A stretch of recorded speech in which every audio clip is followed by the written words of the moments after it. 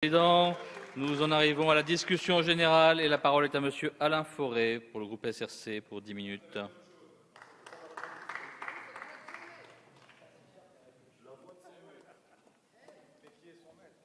Mais qui est son maître? Monsieur le Président, Monsieur le Ministre, mes chers collègues, nous avons pour objectif, depuis le début de la législature, de travailler à l'assainissement des finances publiques. La première étape a été le projet de loi de finances rectificative de 2012. Nous avions l'impérieuse nécessité de stopper une gabegie, certainement accentuée par un gouvernement et un ancien président en campagne plus qu'aux commandes de l'État dans les derniers mois. 1 850 milliards d'euros de dette, plus de 90% de la richesse nationale, un taux de chômage élevé et des inégalités nourries par une décennie de mesures fiscales favorables aux plus aisés. Je pense qu'il ne faut pas l'oublier et qu'il convient de le rappeler. Le budget 2013 est réellement notre premier budget, pensé, préparé, discuté et exécuté par le gouvernement de Jean-Marc Ayrault et la majorité. À en écouter certains, on aurait l'impression que nous sommes déjà en place depuis plus de 10 ans. Notre volonté d'assainir les finances se concrétise. La réalisation du budget 2013 le prouve, n'en déplaise aux adeptes des critiques trop systématiques qui laisseraient à penser que nous ne serions pas sur la bonne voie. Nous avons pour objectif d'assurer la sauvegarde sur le long terme de nos services publics et de notre modèle social. Pour cela, nous devons poursuivre les efforts de toutes et tous à juste proportion des possibilités de chacun.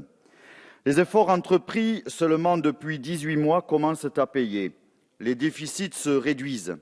Le déficit de l'État a subi une diminution de 12,3 milliards d'euros par rapport à 2012, contre 3,6 milliards de 2011 à 2012.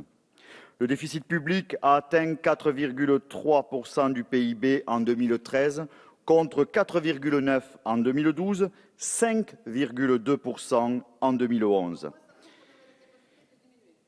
Et le déficit structurel, alors ça c'est une belle observation, et vous auriez dû l'appliquer bien avant.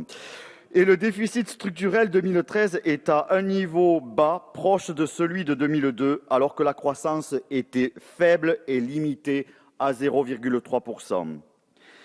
La dépense a été maîtrisée en 2013, la Cour des comptes le souligne dans son rapport. Les taux d'intérêt particulièrement bas ont contribué en partie à cette maîtrise, mais ils sont aussi le signe incontestable de la confiance des créanciers de l'État dans sa signature, mais aussi dans la politique économique et budgétaire menée. Cependant, la dégradation de la conjoncture économique et son impact sur les recettes publiques et sur leur élasticité ont eu une incidence sur le déficit structurel qui aurait été bien inférieur sans cela.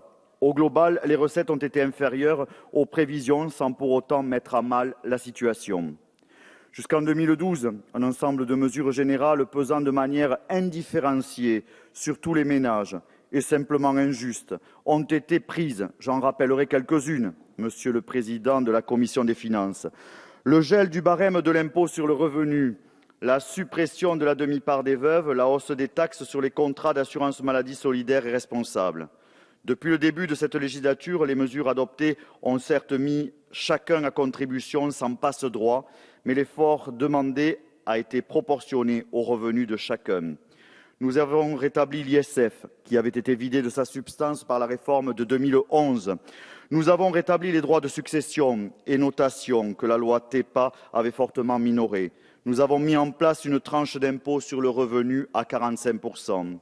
Nous avons abaissé le plafond du quotient familial qui profite très largement aux ménages les plus aisés quand les ménages les plus modestes n'en profitent pas du tout. Enfin, pour que personne n'échappe à l'effort demandé à tous, nous avons renforcé les moyens de la lutte contre la fraude fiscale avec le succès que l'on sait. Les temps ont bien changé.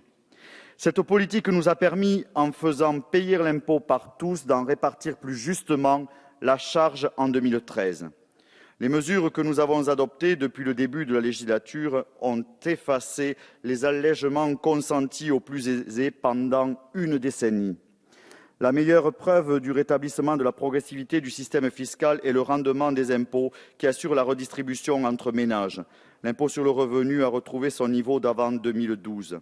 L'ISF, dont l'allègement était totalement incompréhensible alors que des efforts étaient demandés à tous, a atteint en 2013 un rendement de 4,5 milliards d'euros.